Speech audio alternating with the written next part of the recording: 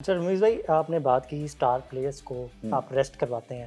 Talking about Babar Azam, Babar اس سے پہلے کافی لمبے عرصے تک ریسٹ پہ تھے and then he came back, اور پہلے میچ میں انہوں نے 46 کیا، پول شاٹ مارے، ڈرائیوز مارے ہیں. اس کے بعد کلو لیس لگے اگلے دو میچز میں، آف کلر نظر آئے.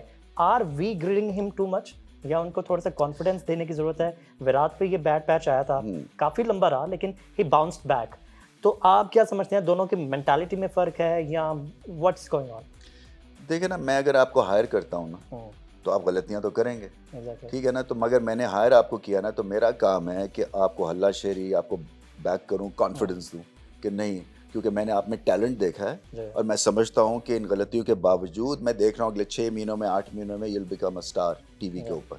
اسی طرح سے پلیئرز کئیوں کو زیادہ ضرورت ہوتی ہے کانفیڈنس دینے کی، ارسپیکٹو کہ ان کی 50 کی ODI کی ایوریج ہے، ارسپیکٹو کہ ان کے 200 وکٹیں ون ڈے انٹرنیشنلز ہے، T20 میں آؤٹ اسٹینڈنگ، کیونکہ ہر ایک کا بیٹ فیز آتا ہے، بیٹ پیچ آتا ہے. بیٹ پیچ میں آپ کی کلیئرٹی چلی جاتی ہے، آپ کی فارم چلی جاتی ہے، سوشل میڈیا کا پریشر ہے، آپ کیونکہ پاکستان کے بیسٹ بیٹسمین ہیں، آپ پہ زیادہ پریشر ہوتا ہے. سو جب آپ آؤٹ ہوتے ہیں تو آپ کی ہیڈ لائنز لگتی ہیں. سو اس میں کیا ہوتا ہے کہ پھر کرٹیکل انالیسس شروع ہو جاتے ہیں. آج کل تو آپ کو پتہ ہی ہے یوٹیوب کے اوپر ہر کوئی بیٹھ کے جس کو جتنی بھی سمجھ ہے وہ اس کے اوپر بات کرتا ہے، تو وہ پھر اور یہ زد میں آ جاتے ہیں. سو جتنا میں بابر اعظم کے ساتھ انگیج رہا ہوں، آئی تھنک ان کو بہت کانفیڈنس کی ہر وقت ضرورت ہوتی ہے، ارسپیکٹو کہ انہوں نے 200 کیا یا نہیں کیا.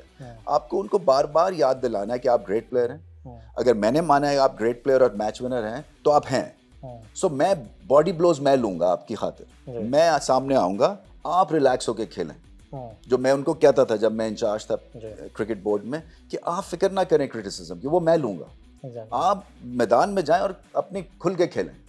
اور تو اسی طرح سے کئی اور پلیئرز کو کانفیڈنس کی ضرورت ہے. اگر آپ نے مان لیا یہ آپ کے میچ ونرز ہیں اور آپ نے باقی ٹیلنٹ کو بھی دیکھ لیا، جو نیا خون آیا ہے اس کو ابھی وقت لگے گا، تو پھر آپ کے پاس چارہ اور کوئی نہیں ہے نا. آپشنز پھر آتا ہے through management, through skilful management, کیونکہ ہر پلیئر مختلف طرح کی ٹریٹمنٹ مانگتا ہے. سو جب عمران خان ہمارے کپتان تھے، عبد القادر کے لیے الگ ٹریٹمنٹ تھی، وسیم اکرم کے لیے الگ ٹریٹمنٹ تھی، میرے لیے الگ ٹریٹمنٹ تھی. تو 11 آپ کے انڈیویجول کیسز آپ کے سامنے پریزنٹ ہوتے ہیں لیڈرشپ پوائنٹ آف ویو سے. آپ ان کو ایک طرح سے نہیں ہانک سکتے ہیں.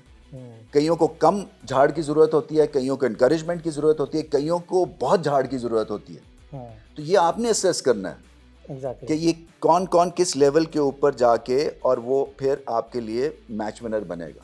اچھا رمیز بھائی، وی آر ان 2025، بہت بڑا اسکواڈ کے ساتھ ایک بہت بڑی ٹیم جاتی ہے، مینیجرز ہیں آپ کے ساتھ، سائیکالوجسٹ ہیں آپ کے ساتھ، آفیشلز مزید اور بھی جاتے ہیں، پورا ایک دستہ جاتا ہے. اس کے باوجود سائیکولوجیکلی ہم اتنے ویک ہیں، ہم تگڑے نہیں ہو پا رہے، کرنچ مومنٹس میں آ کے ہم بالکل لیک کر جاتے ہیں، کلو لیس کرکٹ کھیلتے ہیں. شاٹس اگر آپ بہتر بتائیں گے اوبیسلی مجھے، کہ اگر آپ پھنس رہے اینگل سے پھنس رہے ہیں، آپ اسے اگینسٹ دی اینگل شاٹ مار کے آؤٹ ہو جائیں گے. سو یہ سائیکولوجیکلی ویک ہم شروع سے تھے، ابھی زیادہ ہو گئے ہیں سائیکالوجسٹ اور یہ سارے مینجمنٹ کے ساتھ ہوتے ہوئے. فلاز کی ادھر ہینڈل دا کارپیٹ ہم کر دیتے ہیں، لیکن جو روٹ کاز ہے وہ اصل میں کیا ہے آپ کے خیال؟ دیکھیں، میں نے یہ بڑی کئی دفعہ اوپنلی بات کرتا ہوں، اور اپنے جتنے بھی، کیونکہ میں اس دور میں کرکٹ کھیلا تھا جہاں لیڈر تھا صرف ایک، اور ایک ہمارے زیادہ تر مینیجر ہوتے تھے، ابلیغ کوچ انتخاب عالم، بس. اور ایک ہوتا تھا ہمارے پاس کائرو پریکٹیشنر جو کہ ہاتھ سے ہر مسل ہمارا ٹھیک کر دیتا تھا، اور میجک تھے وہ ڈاکٹر اسلم. تو باقی تو ہم ہوتے تھے. تو میں اگر آج پیڈ پہن کے زیرو کر کے واپس آؤں نا ڈریسنگ روم میں تو میں پاگل ہو جاؤں.